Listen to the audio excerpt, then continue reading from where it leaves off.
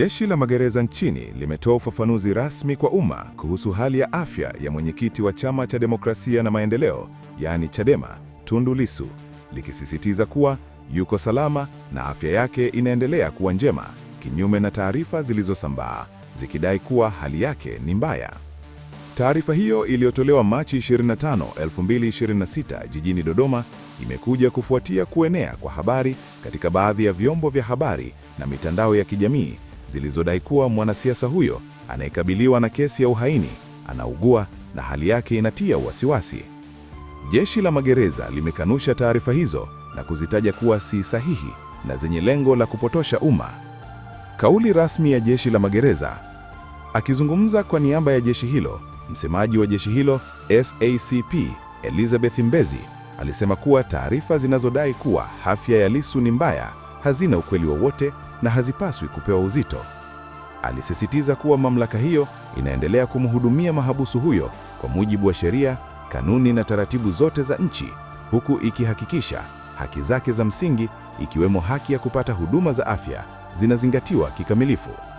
Katika sehemu ya taarifa hiyo, jeshi la magereza lilieleza wazi kuwa ndugu Tundu Lissu yuko salama na afya yake ni njema, likikanusha uvumi uliokuwa ukienea miongoni mwa wananchi.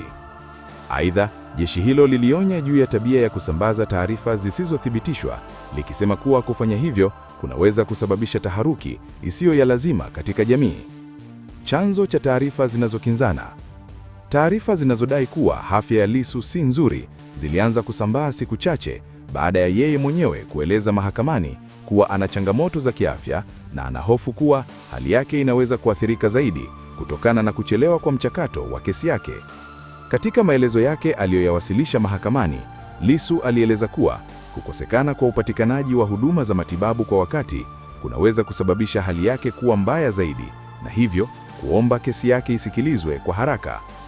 Hali hiyo ilisababisha mkanganyiko miongoni mwa wananchi, ambapo baadhi waliamini kuwa afya yake iko hatarini, huku wengine wakisubiri taarifa rasmi kutoka mamlaka husika.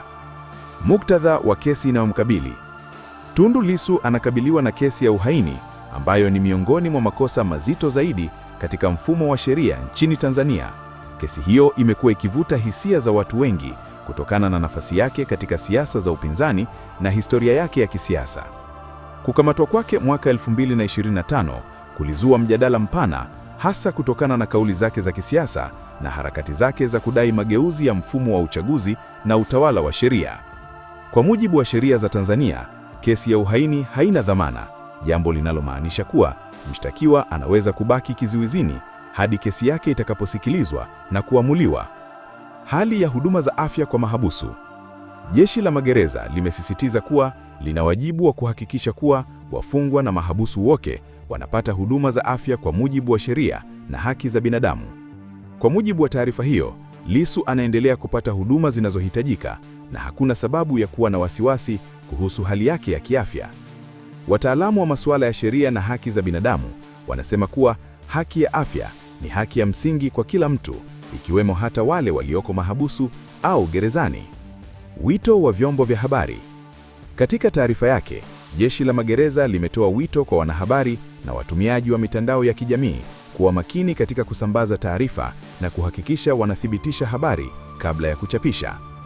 Limesema kuwa taarifa zisizo sahihi zinaweza kuleta hofu, taharuki na hata kuathiri amani ya jamii, hasa pale zinapohusu masuala nyeti kama afya ya mtu maarufu au kesi za kisiasa. Mjadala wa umma unaendelea. Licha ya ufafanuzi huo, mjadala kuhusu hali ya afya ya Lissu unaendelea katika majukwaa mbalimbali za kisiasa na kijamii. Baadhi ya wananchi wanaunga mkono kauli ya jeshi la magereza, wakisema kuwa ni muhimu kuamini taarifa rasmi kutoka mamlaka husika. Hivyo hivyo, wengine wanaendelea kuhoji uwazi wa taarifa hizo, wakitaka uthibitisho zaidi kuhusu hali halisi ya afya ya mwanasiasa huyo. Maoni ya wachambuzi wa masuala ya kisiasa. Wachambuzi wa masuala ya kisiasa wanasema kuwa suala la afya ya Lissu limekuwa sehemu ya mjadala mpana zaidi kuhusu haki za kisiasa na mwenendo wa kesi za viongozi wa upinzani nchini. Wanasema kuwa kesi yake inaangaliwa kwa jicho la karibu, si tu ndani ya Tanzania, bali pia kimataifa, hasa kutokana na historia yake ya kisiasa na matukio aliyowahi kupitia ikiwemo tukio la kushambuliwa kwa risasi mwaka 2017. Athari kwa taswira ya mfumo wa haki. Kesi ya Tundu Lissu pamoja na masuala yanayohusiana na afya yake imeendelea kuwa kipimo cha namna mfumo wa haki nchini unavyoshughulikia kesi nyeti za kisiasa. Mashirika ya haki za binadamu yamekuwa ikisisitiza umuhimu wa kuhakikisha kuwa haki zote za msingi, ikiwemo haki ya afya, zinazingatiwa kikamilifu. Aidha, wanasisitiza kuwa uwazi katika utoaji wa taarifa ni muhimu ili kuimarisha imani ya wananchi katika taasisi za serikali. Hatua zinazofuata.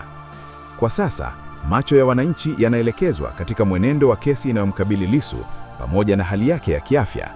Iwapo kutakuwa na mabadiliko yoyote, inatarajiwa kuwa mamlaka husika zitatoa taarifa rasmi kwa umma ili kuondoa sintofahamu.